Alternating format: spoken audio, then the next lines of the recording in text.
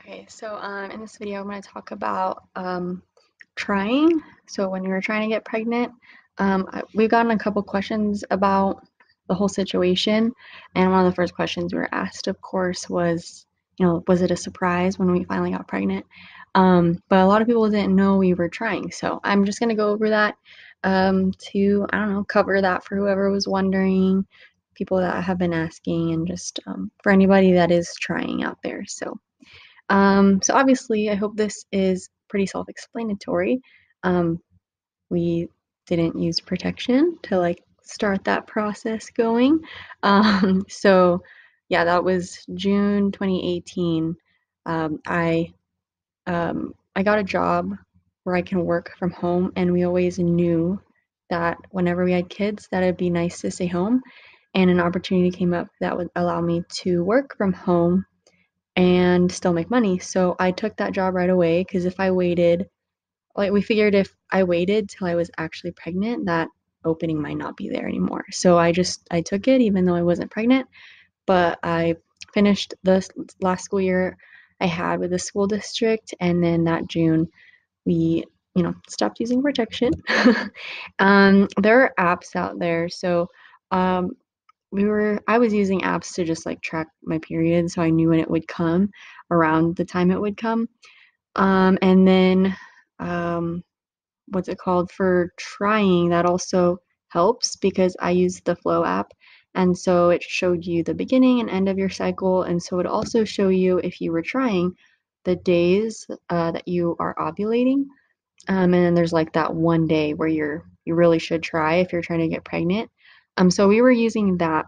I was just going off of those dates for a while, but of course, if you're busy or if you're not with your significant other, you're gonna possibly miss those days.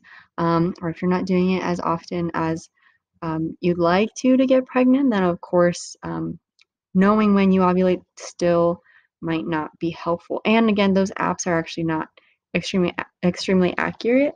A lot of women ovulate at totally different times. Like you expect it to be halfway in the middle of a cycle, but there's women who ovulate during their period. There's some that ovulate right after it ends or right before it starts. So the app is helpful if you have a regular cycle, but if you don't, and not everyone knows if they do or not, then you could very well be missing the days if you're just going off of the apps. So you were using that for a while.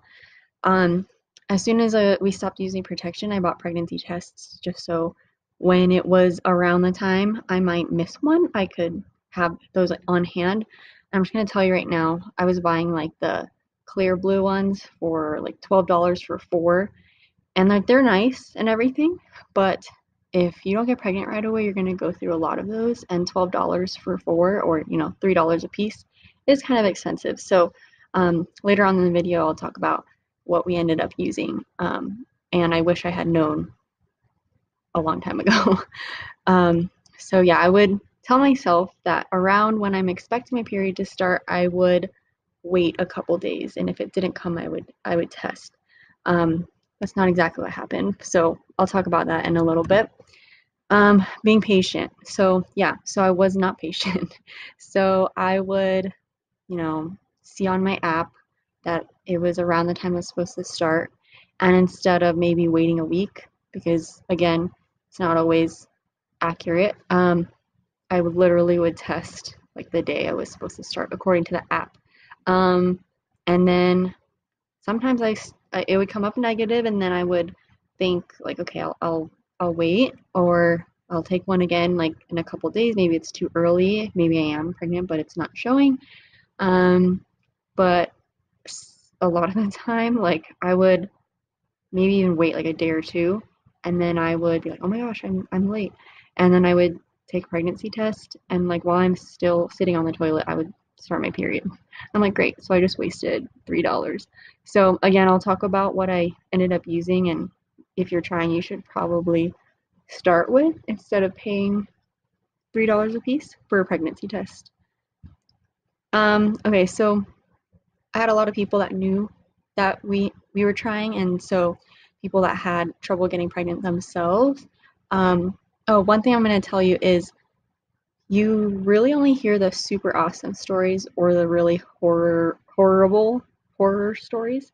You don't hear just the normal stories, and it is totally normal to not get pregnant right away. And you always hear about the people that have tried for years and still don't get pregnant. The normal is within a year.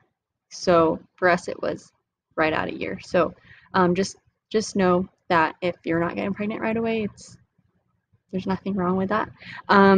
So my own doctor said to not even try to make an appointment about fertility until we've been trying for a year, because that's how normal it is to not get pregnant quickly.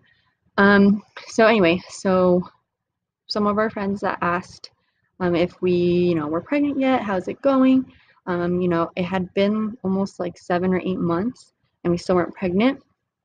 And they made a suggestion, because if you ever use lubricant, sometimes the just regular ones don't foster the greatest environment for you to get pregnant down there. So there's a specific lube that she suggested, and I've read the reviews, and everyone's like, "Oh my gosh, I got pregnant within like a month of first trying this or starting this, or 2 months," and that was a lot of the reviews. I was like, "Oh, okay, so maybe this will work." Um, and it's called Pre-Seed. I'll like put a link in the video or down in the caption. Yeah, in the info bar. So what's it called? Yeah, we tried that. Still didn't get pregnant. So I don't know. We were just either like missing my ovulation days, or just it wasn't working. I don't know. We really had no idea. We just kind of went with the flow. And if you guys know my parents, or if you know my dad, he's gross. He's he's like TMI all the time. He was like, "Don't think about it, just have fun. Maybe that's why you're not getting pregnant, it's because you're thinking about it too much." And I was actually like, "Well, honestly, I don't think we do it as much as you think we might, because you kind of do have to plan to get pregnant. Because if you're not hitting those 48 hours that you ovulate every month, it's easy to miss 2 days.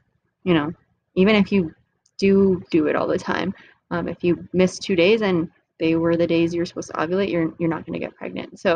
Um, so yeah, the lube didn't work for us. It worked for my friend that suggested it. So that was cool, and it might work for you if that's something you want to try. But personally, it didn't work in our situation.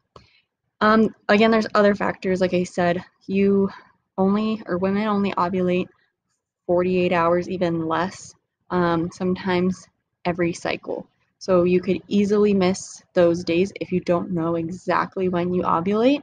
And there's ways to track if you're ovulating or not. Like you take your basal temperature, and um, I'll get into what we ended up using that helped us know exactly when I ovulated, not we ovulated, when I ovulated, and it worked for us. But other factors could be, like stress. Um, I was asked if I was stressed out and if Ben was stressed out, and I said, I don't think so. Like our home environment's very, um, you know, relaxing and comfortable. And I brought that question up to Ben, and he said, with work, if he feels stressed with work. So even if your home life is great, if your work is affecting you, obviously with stress or other factors that can affect, you know, yours or his, um, you know, uh, reproductive um, factors, I guess, is what you would call it. I'm sure there's way more technical terms that I just am not getting in my head right now. But um, I know that tobacco use and like alcohol use and other obviously like drug use can affect that. So if that's something that you or your partner use or um, yeah use, then that might affect it as well. I don't know. I don't know much about that because like I didn't like drink or anything. So I don't know if like frequency of how much you use it or just using it at all. Like smoking, cigarettes, I know can affect it too. So there's that. I know there's other factors for sure, but can't really think of any like at the top of my head. But yeah, those are some things to like consider if you're trying, if you need to like change anything to help your situation out. Um, so what we ended up using were ovulation strips. So I knew that we ovulated, obviously, every month, but I didn't think about how it was for so short of a time every month. And if you miss those days, you're not going to get pregnant because there's no egg to fertilize. So I was like, well, my app tells me around when I ovulate, but I don't know for sure if that's true. So I bought Pregmate ovulation strips. It was like a pack of 50 ovulation strips and 20 pregnancy strips. And they are so simple. Like they're literally like a little piece of paper with a line on it. And you like put your pee up to that line. And then you get one line if it worked, and then two lines if it's positive for ovulation or for pregnancy. So it was really cheap too. So 50 ovulation strips and 20 pregnancy tests for like 18 bucks. So obviously I was wasting money earlier with all the like clear blue pregnancy tests. And I'm sure they work great, but you are, if it's taking you a while to get pregnant, you're going to go through a lot. So I would suggest, maybe start with ovulation strips, and 20 pregnancy tests is plenty.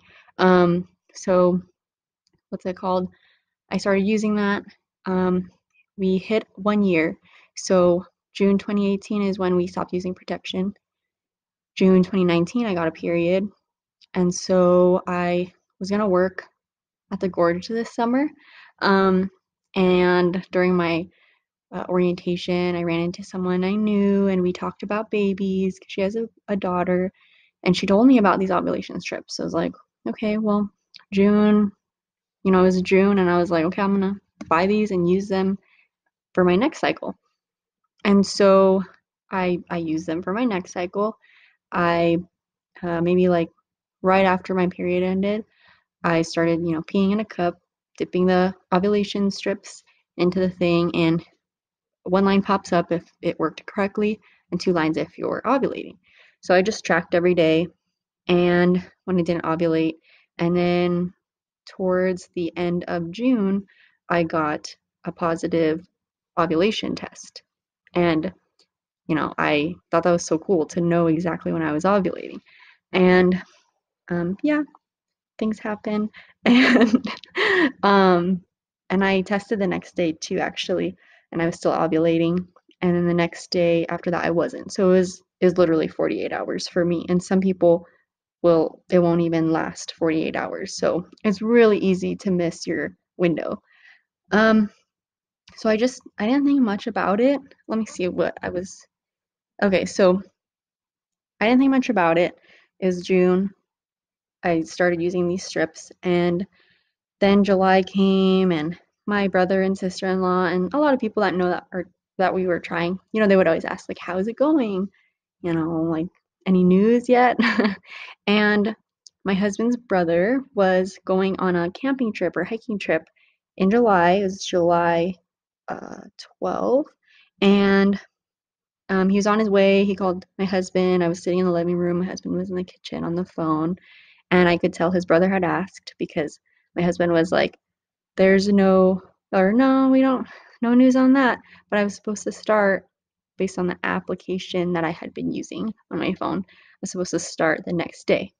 But again, I told myself I'm going to try to wait as long as I can for a missed period.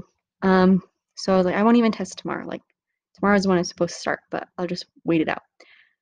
So it was a Friday when his brother called and asked, and my husband was like, "No, nothing's going on, nothing new."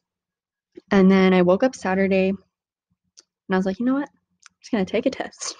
Like I did not wait at all, and it came out positive. And I got the first line to show up, and that always shows up first. And then a second line started to darken, and I was like in shock. Like I didn't believe it. Um, I try not to react because there's a way that I've always wanted to tell my husband, so I didn't want him to like hear me. I didn't call him or anything. I like hid the strip under the bathroom sink, and was gonna plan on like taking a couple throughout the day to make sure, and then tell him the way I wanted to, like as soon as I could. Um, but yeah, so I will probably talk about that in another video. But yeah, it took 1 year for us. So if I got pregnant, in June, that's why I didn't get a period in July. And so it literally took exactly 1 year. Some people take a little less, some a little more. And if I didn't get my period in July, I probably would have gone to the doctor since that's what she had suggested after 1 year of trying. And if you're trying, make sure you're taking prenatals. And then you're going to obviously take them when you're pregnant too.